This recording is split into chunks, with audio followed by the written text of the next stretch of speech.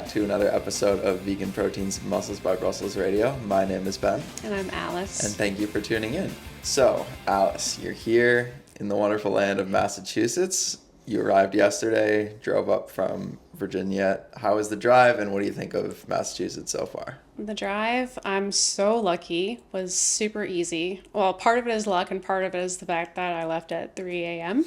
and arrived about 2 p.m. So I hit minimal traffic, and I even thought ahead and took a nap the day before, and so I felt okay the whole time. Granted, I did rely on caffeine. Yeah. But in Massachusetts, never been to Massachusetts before. I feel like parts of it look like a little bit of New York, parts of it look a little bit like Virginia. It's very green. Are you gonna stop in Boston at all and try to check it out and explore that a little bit? I don't know if we're gonna have time to hit Boston, but definitely want to do Salem. That's gonna be on the list. Salem is cool. I don't know how many vegan options as far as restaurants we have around here, but fingers crossed we'll be able to find a couple of things. Yeah. And for the meetup that we're doing in June for Vegan Proteins community, you could have some time then to go explore Boston if you don't get the time now. Yeah. And future trips as well. That's good, though, that you didn't hit too much traffic and you thought ahead and napped and prepared yourself, because that's a long drive. I did that pretty much exact drive when I moved back from North Carolina a month or two ago. And did you do it in one shot? Sorry? Did you do it in one shot? Yes. What? Yes, I did it.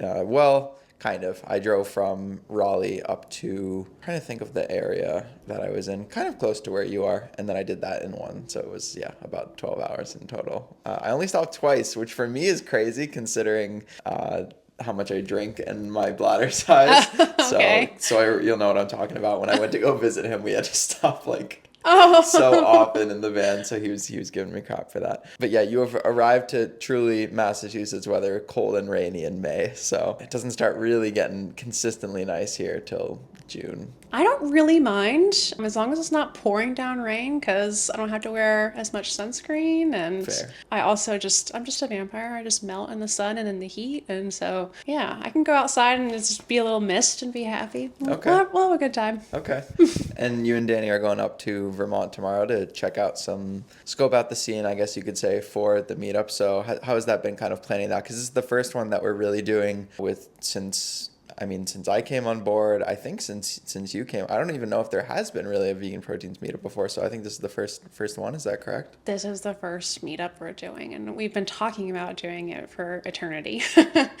But it's really, really exciting to see everything come together, and I've had such a good time planning everything. But the hardest thing to plan is restaurants, because even though there are 1,000,001 photos of online, it's so hard to just see what the storefront looks like, how many seats, how many tables, if it's sit down and order, or if you go and order up at the counter and pay and then sit. So we're gonna just get the lay of the land with the places that we think we want to go to and make some final decisions, because we've got a good head count now, and it's gonna be a good group. It's gonna be nice and comfortable. Well, I'm really excited to hang out with all of you guys, and all of the Vegan Proteins community members are coming. I think it's going to be a smaller group for this first go, which I think is a good thing, and try to iron out some of the kinks and make it maybe even a twice a year or once a year sort of thing, because I always enjoy that in-person time. Obviously, having the online community, it's nice because we always have access to each other. And if you're interested in wanting to be a part of future meetups and you're not currently a member of our Muscles by Brussels membership, then you can head over to veganproteins.com and check that out, because that is, one of the best parts of working for Vegan Proteins, and why I love it so much is the community and the group calls that we do with the community members and getting to know them. And so I think it's going to be really special to get to meet up in person and interact with everyone. So I'm really looking forward to that. Me too. Sometimes we get people showing up at the Vegan Strong booth, but that's historically been about it. Yeah. Yeah. Okay, so topic for today. I know we had mentioned the last time that we recorded together, I believe it was the last podcast we did together, we were talking about our competition seasons last year and kind of recapping all of those and what went into that. And I would highly recommend you go check that out if you haven't listened to that so far and you're listening to the podcast today, because that'll give you some greater background as to our journeys with competitive bodybuilding and everything leading up into the culmination of our first seasons last year. So go check that out. And then we talked about in that episode doing kind of like a follow-up series and giving updates as we go throughout our off season, because when you see people competing on Instagram, you see a lot of prep photos, you see a lot of photos of people up there on stage, the glamour of it all and the glitz, but you don't see all the hard work that went into that beforehand. And I think that's one of the biggest misconceptions with people who want to compete, is how much work it takes to even get to the point where you're ready to think about competing. Yes. And that's really what we're talking about right now. Is some people will call it, the improvement season, the off season, building phase, growing phase, whatever you want to call it. I think different phrases resonate with different people, but it's really that time where you're not actively trying to, lose body fat, get in competition shape, and you're working towards building and, building towards your next season, whatever that looks like. For some people that might be, maybe they competed in one division, they want to stay in that division and try to get more competitive there. For other folks, maybe they're looking to go to a different division or maybe something entirely else. So I thought it would be neat for us to kind of just give an update on where we're at in our journeys and what that has looked like since we kind of ended our seasons, and things that we're excited about, what we've been doing with nutrition and training, and maybe plans for the future if we have any. So I don't know where your brain is going first or where you want to start, but I'll just open it up to you there. Well, I guess top of mind is divisions. I'd be very interested in moving up at least one category. So we'll see. We'll see what this build phase shakes out to, but the goal for me personally, I guess, is going to be similar to most guys, right? Just trying to put on as much mass as possible as far as lean tissue, and trying to be brave enough to, go up enough in body weight to see like significant body changes. And of course, there's a lot of psychological to that, lots of ups and downs, but I think I've just planning in advance and planning to sort of watch the numbers on the scale go up have really helped me. And so far, I'm looking in the mirror at the gym and I'm really excited about my physique, and I'm really excited about the changes that I'm seeing. I'm very hopeful that I will be able to move up a category.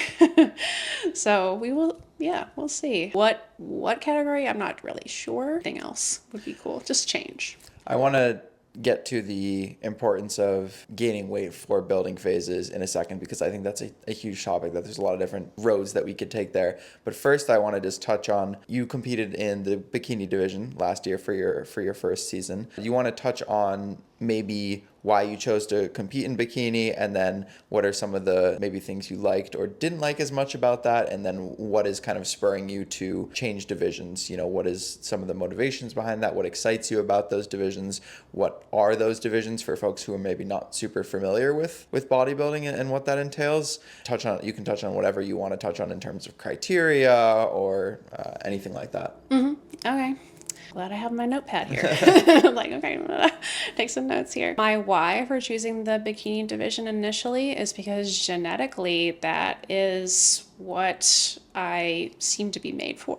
I've always been a very lean person. I historically have had trouble putting on weight, at least, anyway, really. So when I started my bodybuilding career, it was became very apparent that, I seem to be building in the right places for bikini. And then as soon as you start practicing posing, that's when everything really sort of comes together, because you never know how people are going to look. It's the funniest thing, like being backstage. Sometimes you're backstage and there are people back there. It's like, you might sort of think like, I'm surprised they're kind of a competitor, but then they get on stage and they know what they're doing with posing, and they just, it'll floor you, So bikini, went with it, really excited. I enjoy it a lot. I wouldn't be super, super heartbroken if I had to stay in bikini just for genetic reasons, but I would really like to explore just more muscular categories. That would basically mean me getting leaner for competitions, because historically,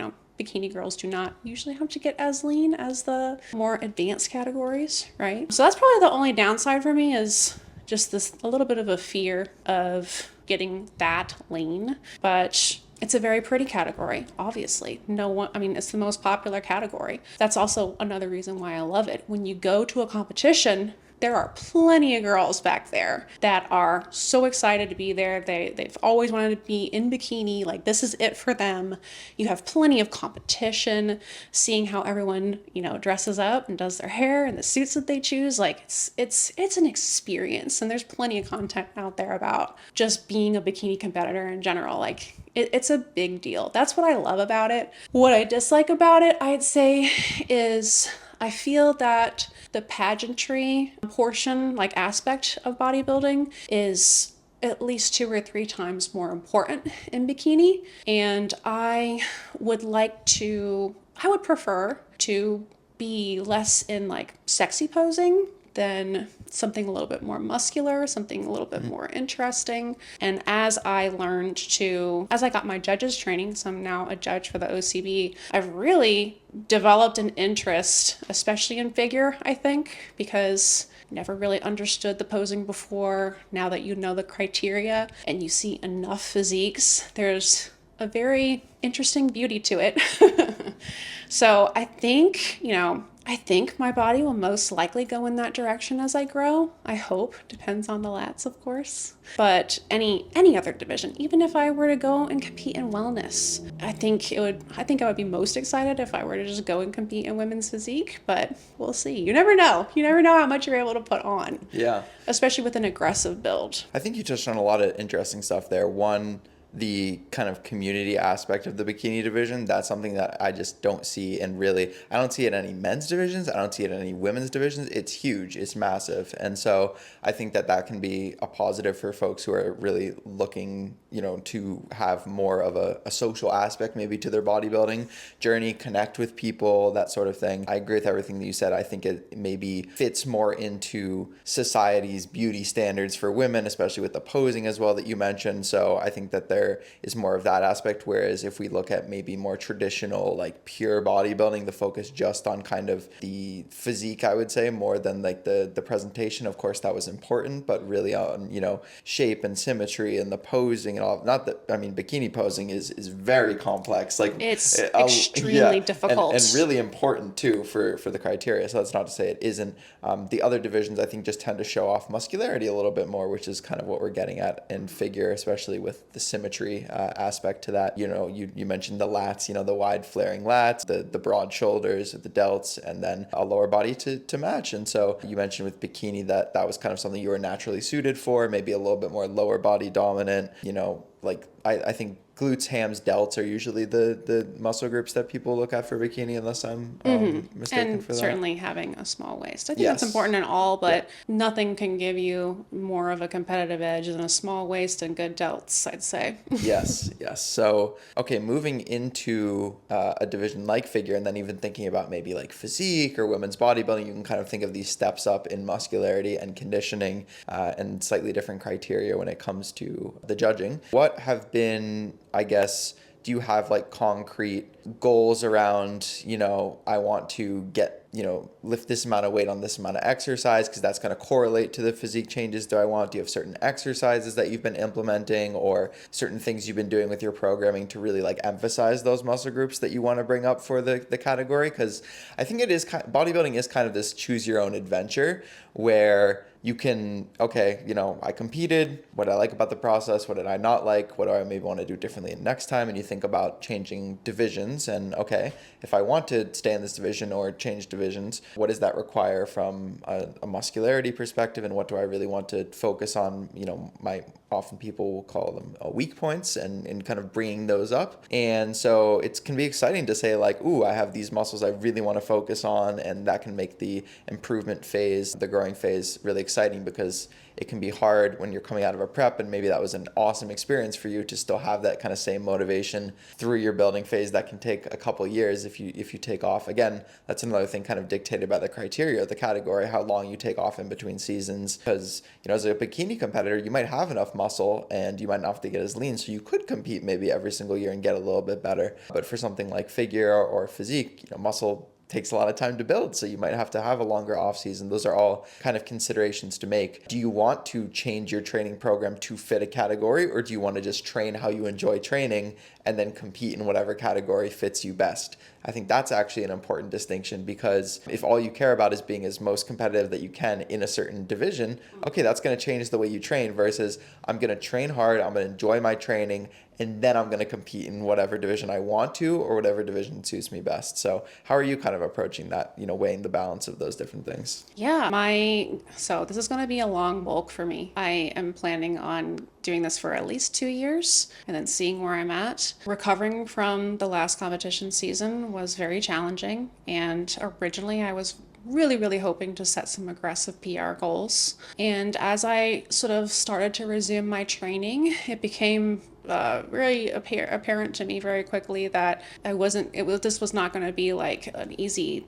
transition. And so I've been not necessarily focusing on strength goals, because I feel a little bit sabotaged in that area, at least for now, but just trying to build all over and seeing what shakes out at the end of it. Right now I'm doing 4 full body days, and it's a pretty high volume, and I'm really focusing on, all right, what exercises are going to work for me personally as an athlete the most, as far as what feels good, where I'm able to feel that connection and the proper muscles firing. Am I feeling like they're being effective? So I'm just sort of really sort of taking notes about that each and every week and kind of reflecting on that. And the program is fluid right now, but as long as I'm doing the full body every day and still trying to get in the core isolations, that's been the goal so far, and just seeing what I can get. I think I've already seen really impressive lat growth, just working lats every single day and working on actually being able to flare lats. That's a huge thing. That's one of the biggest things that holds women back from ever competing in another category other than bikini, is because it's such a challenging thing. And so I've seen a lot of growth there, and I'm really excited about it. Although my lat insertions are a little higher than I'd like to be for figure, I don't think that that's necessarily going to completely ruin me or sabotage me these days from what I'm seeing from the competitors, at least at the shows I go to. Emphasizing, there's not really an emphasis on one thing. It's just an emphasis on total body growth. And I think that you bring up a really good point, that you don't necessarily have to have strict, okay, in the past, bodybuilders have used squat, bench, and deadlift as primary tools of tracking progress. There was a big movement of power building. Danny and 𝐬𝐿𝐫𝐿 have talked about that in the past as a way to get competitors in their off season to really focus on performance. But as a bodybuilder, if you don't like doing those exercises, you can focus on hitting PRs on all your exercises and just kind of, like you said, finding those staple movements that really work for you, where you feel them, you are able to progress on them, and they don't give you aches and pains, and they work for kind of your anthropometry and how you're built. To give kind of a personal example, I struggled to really find a squat pattern that I really liked until I got onto more of a machine-based squat, like a hack squat, or a hammer strength V squat, or a Smith machine squat. Those allowed me to put my feet forward, and I noticed that I was able to get a lot more range of motion for my quads, and they grew a ton. So that was an example for me where it's okay, barbell squatting definitely works, and it works for a lot of people, but maybe there are more efficient tools out there. I also think usually when you struggle to have a mind-muscle connection and really feel a certain muscle working, those sometimes are your weaker muscle groups, and often are your weaker muscle groups. For me, that's my biceps. I can get a pump in my biceps, but it's never this thing where I really have a good mind-muscle connection with them. My arms in general. And I would say that my arms do probably tend to lag behind the rest of my physique, whereas my back, early on I was actually able to get a pretty good mind-muscle connection, and so that's one of my stronger body parts. And so I think it is a good skill to develop, is to be able to say, okay, what exercises work for me, what are going to have long-term progression potential, so I can, add some combination of weight or reps consistently over time to that. And it can be hard because it can be a slow process, right? Isolation exercises, a lateral raise, you might be just trying to add a rep every single week, across all 3 sets. I got 1 more rep total this week on all my sets for lateral raises. That could be a win. And it's those small little compounding wins week after week after week after week that can feel really kind of monotonous in your off season, but if you can fall in love with that and just looking for the little plus ones and the little, add 2.5 pounds here or there, those are the folks that I tend to see make really great improvements from their last season to the next season, where they're able to stay focused. And that doesn't mean you have to have the same kind of laser-like vision when it comes to every, day in and day out that you do in a prep scenario. And I think a lot of that probably comes more to nutrition, because training, you're probably going to spend similar amount of time training in and out of the gym, regardless of whether you're in prep or in your off season, maybe a little bit longer in your off season. But I think a lot of the like life changes in a prep come from the flexibility with nutrition and just like the stress that a prep puts you under. So, and I love that you mentioned machines as well, because that's been something that I've really been trying to lean into. Historically, I've been just kind of a barbell snob. It's been my favorite thing. I tell people this all the time. It makes me feel like Superwoman lifting a barbell. I had to have at least one barbell exercise, one barbell compound every day. And now the fatigue I've started to realize it's not necessarily going to be worth it for me to include it every day. It's just taking away from other exercises, taking away from stamina in general. And so I'm really leaning into the squat machines, the pendulum squat and the hack squat, and even doing single leg Smith split squats, things like that. Love those. Yeah, I've seen you doing them on your Instagram. So I've just been enjoying it, and as soon as I started to relax about, all right, I'm just going to do what works for me and explore, then it's when the strength started coming back. And so it's been a really exciting, probably past couple months and a half, maybe 1.5 months to 2 months of finally feeling like, all right, I'm getting back in the zone. I'm liking back in my own skin. There you go. Yeah. It's a good feeling to have, the process of coming out of a prep. It's like every week you're like, oh, I'm feeling so much better. Then every month after that, you're like, oh, I'm feeling so much better, until you kind of forget what it's like to feel normal and to feel like really good every day and wake up feeling fresh and motivated and energized. I wanted to circle back to what you had talked about with the importance and necessity of putting on body weight and body fat over the course of a build. Now, that isn't to say that our goal is to put on body fat, but it is kind of a necessary byproduct of the process, because gaining weight, being in a surplus, if somebody, told me, all right, you have to have this person gain as much muscle as possible. Let's just say it's someone new to the gym or someone who's been training a long time. It doesn't really matter. And you have 6 months or you have a year to do it. I'm putting them in a surplus, no doubt about that, if we're just looking about trying to get them as much muscle as possible. Now, there's kind of a sweet spot where you don't want to gain more than is necessary, but you do need to gain some in order to facilitate the muscle growth and those muscle gains. And I've noticed with myself, the times that I've seen the most growth have been when I have pushed my body weight up to places it has not been before, and also stayed there for a little bit of a time. So maybe I got to a peak body weight where at that point I'm starting to get signs that I'm not physically comfortable, whether that be I'm hot all the time, my skin doesn't look or feel right, my cardio is suffering, digestion I think can take a hit, and hunger can take a hit, and you try all these different ways to work around it and it's still like pushing back against you. Maybe sleep is suffering. There's all these different signs that you could think of, in addition to you're just not comfortable with how you're looking at a certain body weight. And I think you have to be a little uncomfortable in that realm and get a little uncomfortable with how you feel about how you look. I remember the first time I ever did a bulk, I really did not like the way that I looked at kind of my peak body weight. But I think the more you do it, the more comfortable you get with looking all sorts of ways, and appreciating the positive and negative aspects of being at a different body weight. So I would say the times I've seen the most growth of when I pushed to those new limits, found those, and then sat there for a little period of time, because usually that's where your training is going to be the best. It's not always the case. Some people do train better at, a slightly lower body weight than they could get up to. But I think for most people, finding that kind of comfortable settling range where your body wants to be, having enough body fat to at least recomp if, you're at a higher body weight, but, being in an inherent surplus over time and slowly gaining weight, it can be something small. You could literally be gaining 1% of your body, 0.5% to 1% of your body weight every single month. That would be fine. There's not like a set formula for it. But if you look over the past year or 6 months and you can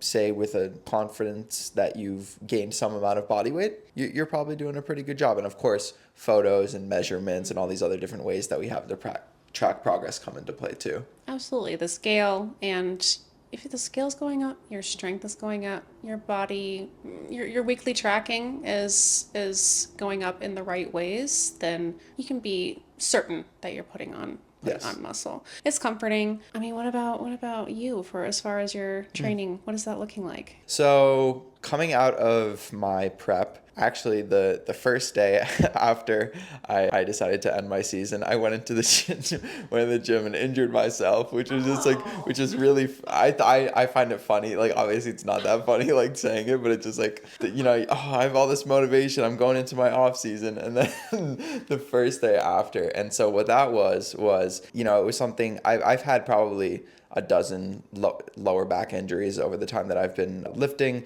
And I say this to clients all the time. Injuries sometimes are just going to happen. It's part of pushing hard. And of course, you want to try to use good technique, listen to your body. All those caveats come into play. But sometimes you did everything right and you're just going to encounter that. And that's okay. And it's not something to get super stressed or worried about or say, I'm never going to get back to where I was. Those are conversations I find myself having a lot with clients. And I've learned that over time just from personal experience. The first couple of times it happened, I was very scared. I was, really hesitant to get back into the gym, to keep lifting. But I found the more you kind of build up your body, the more resilient you become. And you also learn things like, okay, I got injured there.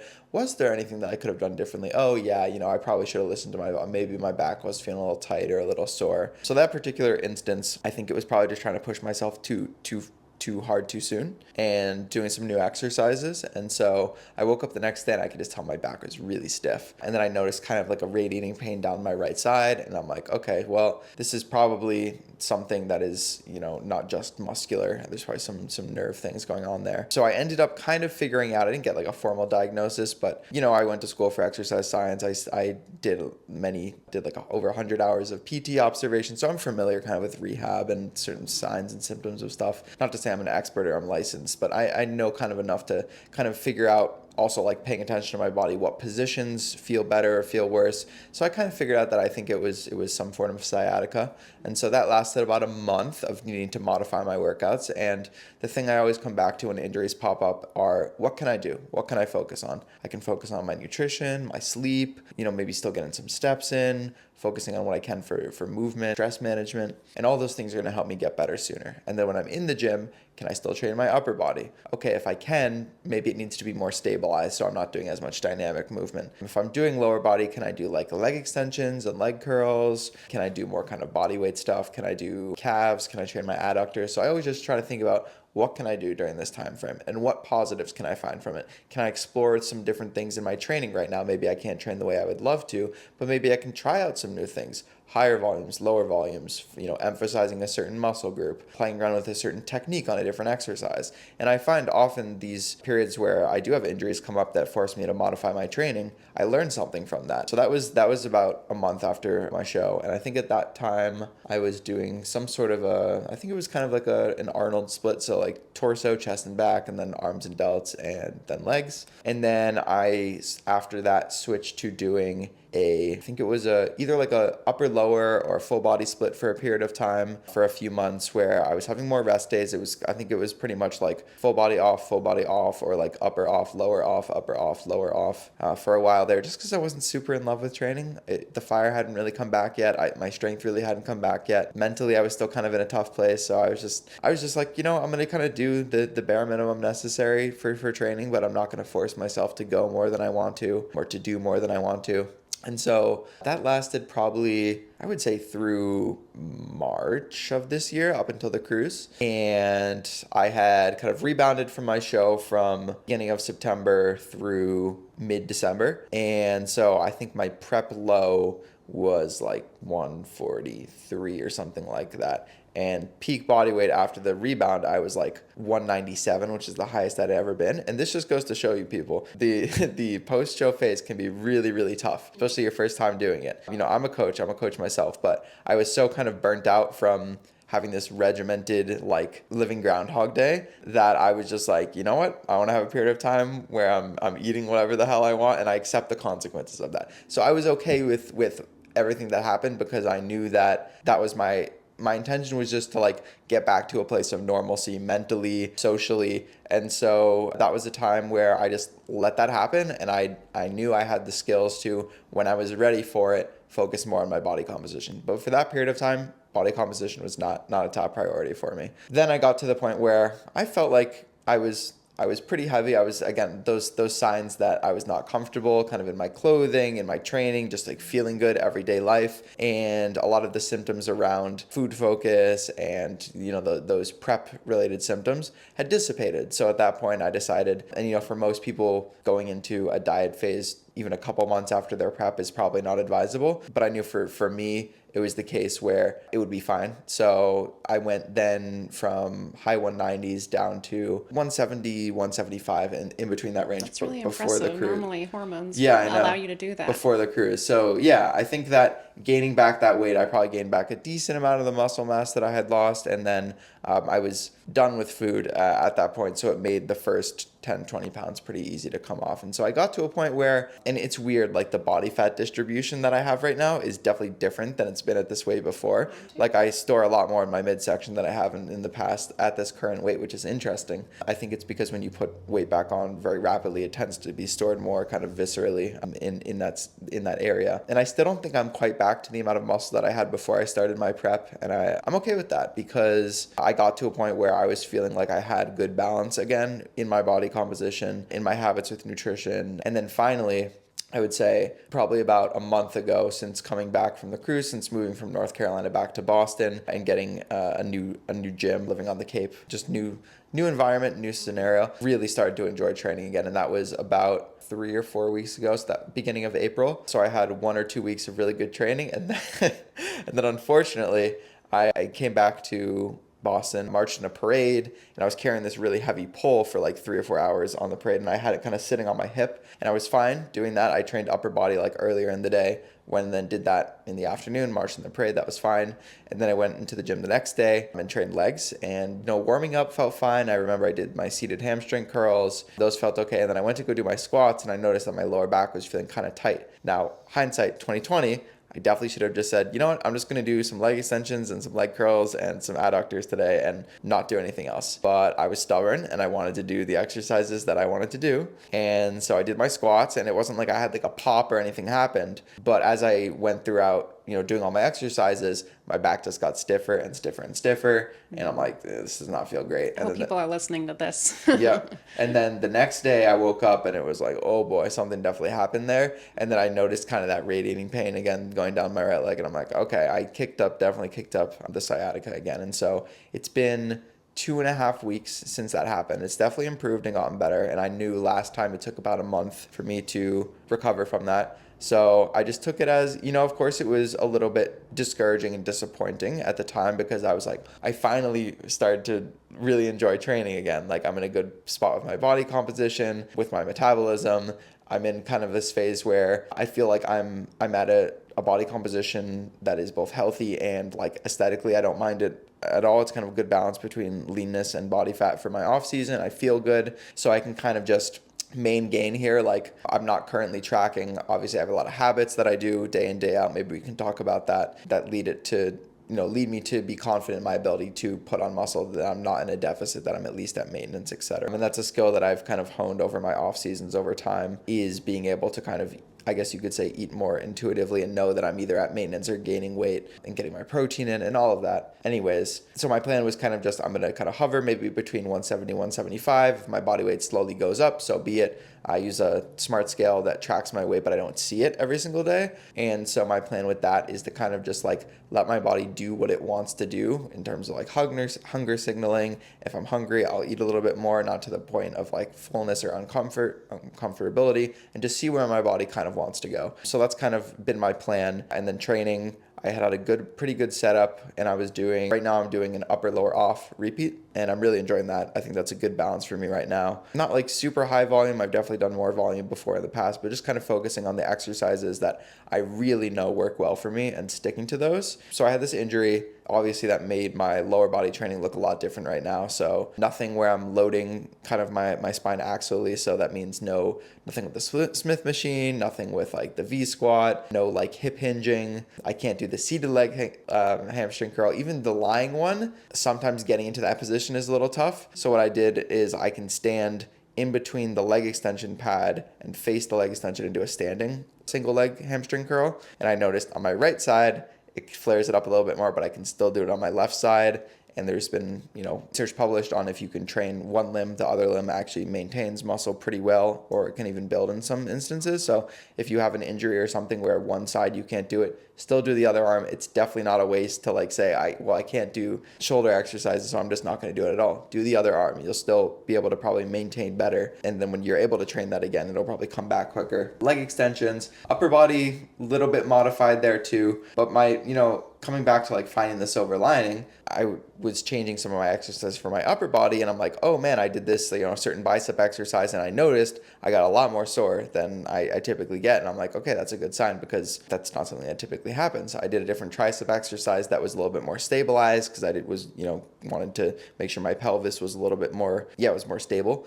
And I tried a different tricep exercise. I'm like, oh man, I would have never tried this one. This is really good. So I think you can kind of try to find those little things where, it sucks, getting injuries and having that stuff pop up, but you can always try to find little things that, you wouldn't have found otherwise, or areas to look at that you can take a positive outcome from. So currently rehabbing that still. Probably another couple weeks till I'm really feeling good and back, and I'm going to give myself time before I start going back into those exercises that I was doing. But I think in the past, before my first season, I always had this like clock ticking in the back of my head, like, oh man, like you got to build muscle as soon as possible right now. Like you want to compete someday, so you need to be as big as you can. Everything that you do is about bodybuilding, and I just felt like this pressure that my training had to be on, 100% on point all the time. Injuries were really stressful because then it was setting me back and setting back my timeline. Whereas now, I'm still focusing on doing the best that I can do, but I don't feel as much of that kind of internal pressure for myself to, it's okay for me to have a couple weeks or a month or two where my training is not exactly what I would like it to be, because there's no You've rush. already got a really great foundation. Yeah.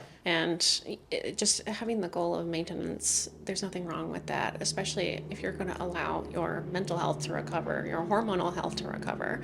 Do what you need to do to maintain, and you can come back when you're ready and still make your gains. Mm-hmm. I mean, I would be careful, advising someone who is new to bodybuilding, right, and trying to build their physique to get on stage.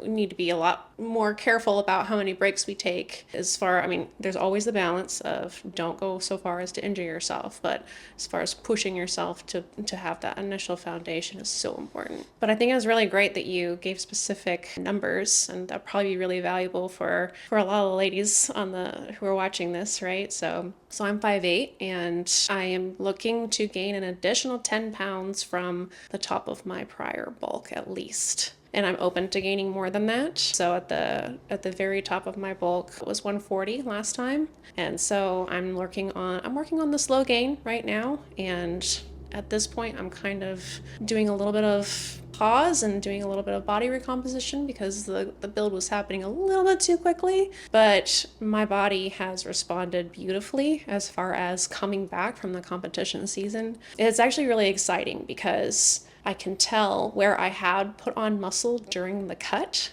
that wasn't there before. There are clear changes to my physique, which I was not expecting. So coming back, even though it was happening faster, I knew like a lot of this is muscle. A lot of this is from all the work that I put in during my competition season and in the prep phase, because you can still continue to build muscle during that phase, and it's really exciting. That's really exciting for me. So, if I have to get up to 160, I'm not going to bat an eye at that, because at this point, my bodybuilding career is so like center of my life that if I didn't try, if I didn't push myself and know that I gave it my all, I would just be, this is my personality type, I would just be very what if. I would be very much regretting not experimenting, because I just want to get as much as I can right now. And it's less scary knowing that I have the skills to be in control of my body. I have the skills to, once I'm a little hormonally repaired after the competition phase, which typically, around 6 months after your competition phase of healthy eating, regular eating, and getting up to staying at a certain healthy body fat level, on average, most people can expect to see a lot of recovery there hormonally. And yeah, I'll be able to make major changes to my body. And it's just a focus of not being afraid. Yeah. Not being afraid, which I think is the biggest thing holding a lot of women back as far as their physiques is concerned. I think I've been talking to a lot of people recently about just not being so married to the number on the scale, not being so married to the sizes of the clothing, because it's all arbitrary. It's all what society has taught us is right. And in fact, it's actually what's wrong for your health. You know, having a good foundation of muscle is going to benefit you so much more than staying ultra, ultra, ultra lean and tiny your whole life. So, what else? I think you can also flip that on its head, right? Like you can look at the fear of, oh, what if I put on body fat, or what if I don't like the way that I look? What if you flip that on its head and said, what kind of muscle could I build? What could I look like at this certain weight? And then if I decided eventually I wanted to get leaner again, then what would I look like? How would I be different? And you'll never know, like you said, unless you really explore that. So I think that's one of the really fun and exciting parts about this whole bodybuilding process. And I would say, I've heard Alberto Nunez say before, who's a coach who's worked with both Danny and 𝐬𝐿𝐫𝐿, I think in the past, say that one is a bodybuilder, because everyone at some point is probably trying to put on some muscle or lose some body fat. And either of those are body composition. If you're trying to lose weight, you're trying to lose body fat, you're trying to change your body composition. That's what bodybuilders are all about. So I think, you know, no matter where you are on that spectrum, it's always cool to think about what could you achieve and what could you do? And you don't really know until you do things that you haven't done before. And I think that's why having the tutelage and mentorship of a coach can be really helpful to reassure you and guide you through that process, especially when they've gone through it themselves. Absolutely. I've had so many close friends who have gone through phases of their life where they've had significant weight gain. And thankfully, they were able to come back from that, but they did spend a significant number of years, with a different body. And I will say that I always try and remember this. When they came back, their body looked completely different, even without bodybuilding.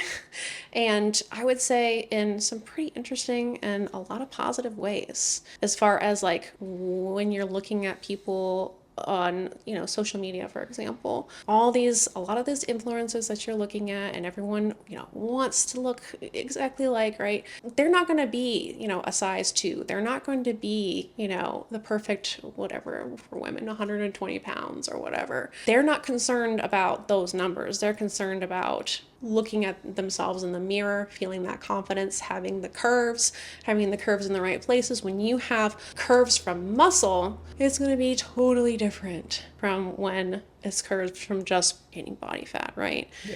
These are the curves that you want. This is the real reason why most women are pursuing bodybuilding. Most of us aren't interested in competing, right? But if you can get those kinds of results, like, you've won. Yeah. Who cares if your clothing sizes are different? They're based off of different heights, everyone's going to be a different shape and size. So it drives me crazy, the whole numbering system that we have and how personally people take it. It's a hard thing to detach yourself from, but it's so worth it. And I'm loving this journey. That's awesome. I think maybe the only area we haven't touched on too much yet is nutrition. So I think it would be interesting for people to hear kind of our approaches to nutrition right now, because in prep, as you know, there's a certain amount of rigidity that needs to happen in order to get you to your outcome. And oftentimes kind of the post-show phase, that shifts a lot. I mean, I talked about myself, like I just basically was on the seafood diet, as in I see food, I'm gonna eat it, like kind of a bodybuilding joke. But yeah, so going from super structure to no structure, not advisable. Probably wouldn't recommend it to most people. That was for me what I needed to do to heal where I was at. But I think that you find this middle ground in your off season or your improvement season where you have some flexibility, but there's still structure. You're working towards your goals. You feel good about your nutrition supporting that. So what does that kind of transition look like for you, and where are you at now with nutrition?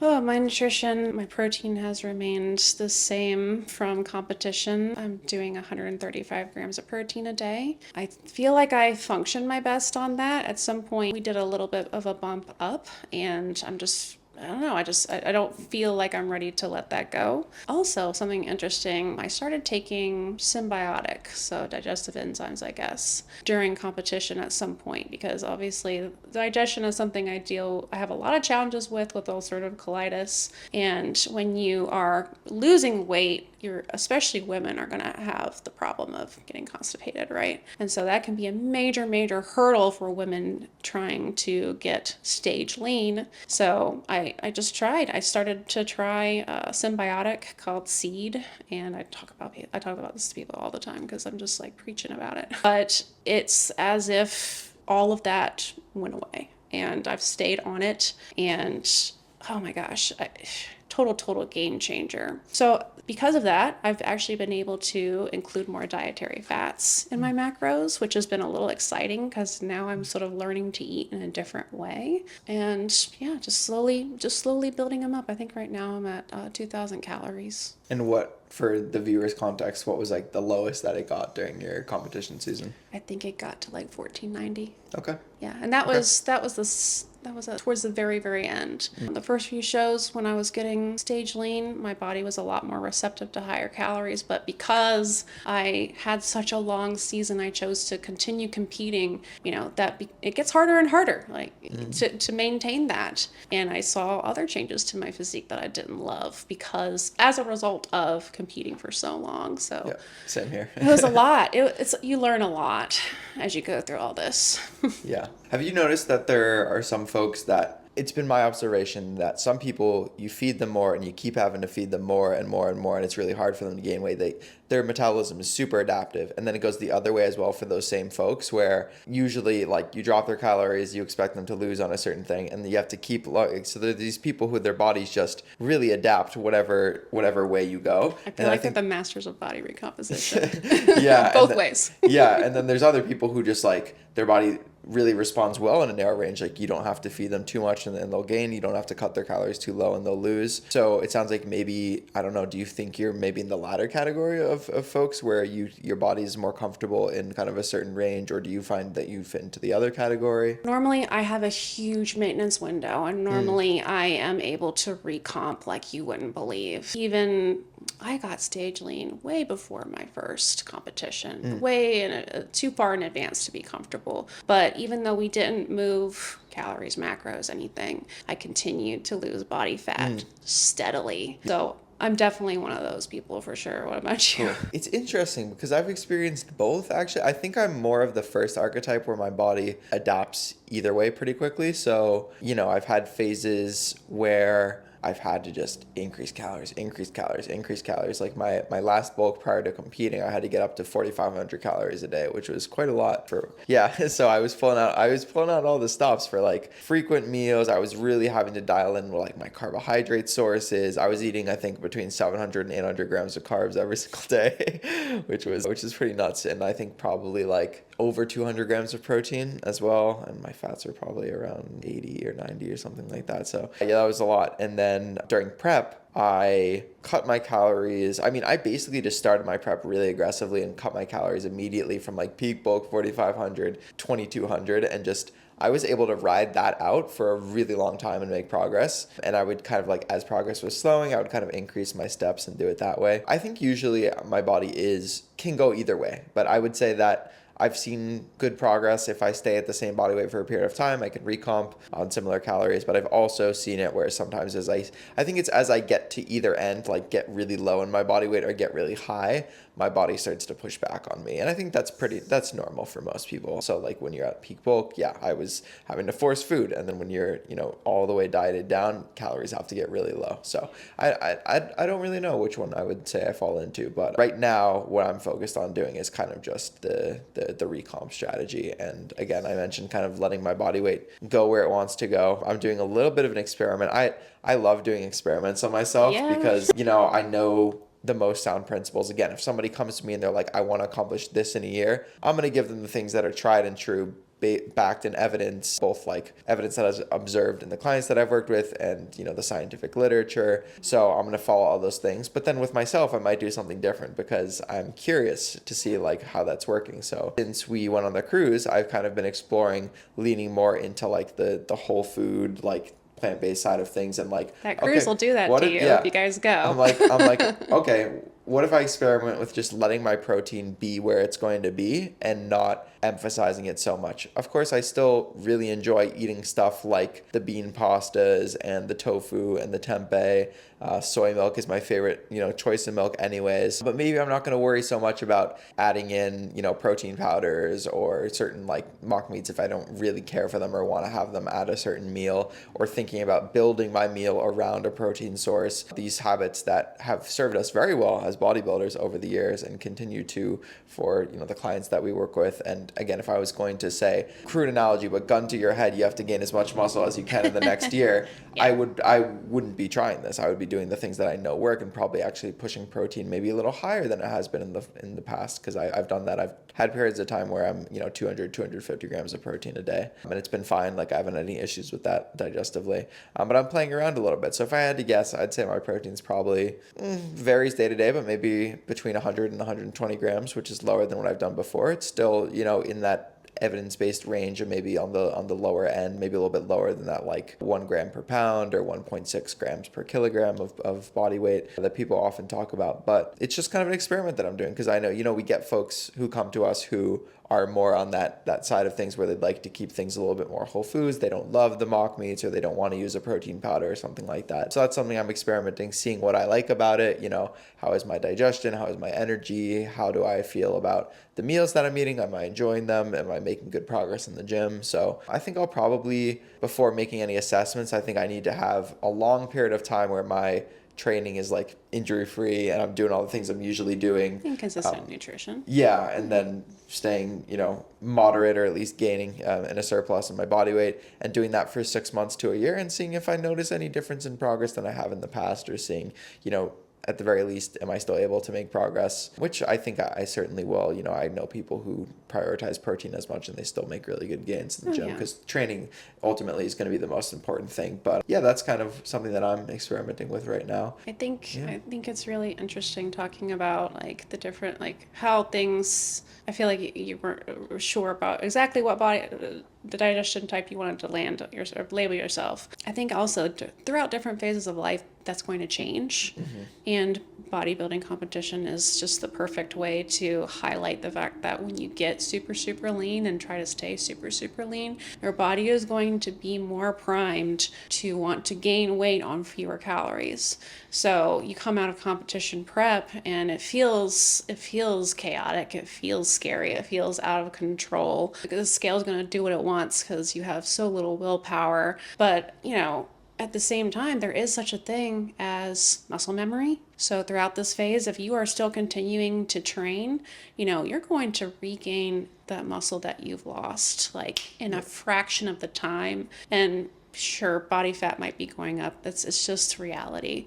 Nature has its way of balancing things. And once you get to a point where it's like, all right, here I am, here's where the scales landed, I can sit here and do body recomposition, like you're gonna get your physique back, And it just, now I'm talking to like clients as far as people who have tried to stay lean for so long and for too long, and now they're at the point where they can't lose anymore, right? Like our hormones are are priming us to want to gain weight easier, right? And that's why for so long, like we try to push our clients to like, let's have a time of maintenance and sort of like metabolic healing. That's exactly what I feel like I've been going through, right? Yeah. This hormonal healing. So while I would say here. I'm a person that is usually a master body recomposition, right now my body is priming towards, we got to gain. It's time to get back to healthy body fat levels. As soon as your body fat levels get back to normal range, then your hormones can start to repair. Then everything can start to even back out, and you'll come back. For sure. Your physique will come back. So I don't want people to be afraid of the process. Yes. Yeah. And I think that having the proper guidance, like working with a coach, someone that has your best interests at heart and is going to be able to guide you back to that period, can be really important. So if you are interested in coaching, whether that be competition coaching or just kind of lifestyle coaching, we are taking on new clients here at Vegan Proteins. So if you're interested in doing that, you can head over to veganproteins.com and click the contact button, and we'll get back to you ASAP. You can also check us out on social media at Vegan Proteins Alice. My Instagram handle is at Ben A. Mitchell, and then Danny and 𝐤𝐿 can be found at Vegan Proteins and at Muscles by Brussels. Sawyer at Soy Boy Fitness Coaching. Can't forget about Sawyer. Sorry, I'm not forgetting about you, buddy. And then lastly, you can get in contact with us by emailing coach@veganproteins.com if you have any questions or inquiries about any of our products or offerings. We're on YouTube. We're on all the social media, so you can check out this podcast on Spotify, Apple Podcasts, etc. So thank you for tuning in to another episode of Vegan Proteins Muscles by Brussels Radio. I'm Ben. I'm Alice. And we'll catch you guys in the next one. Thanks.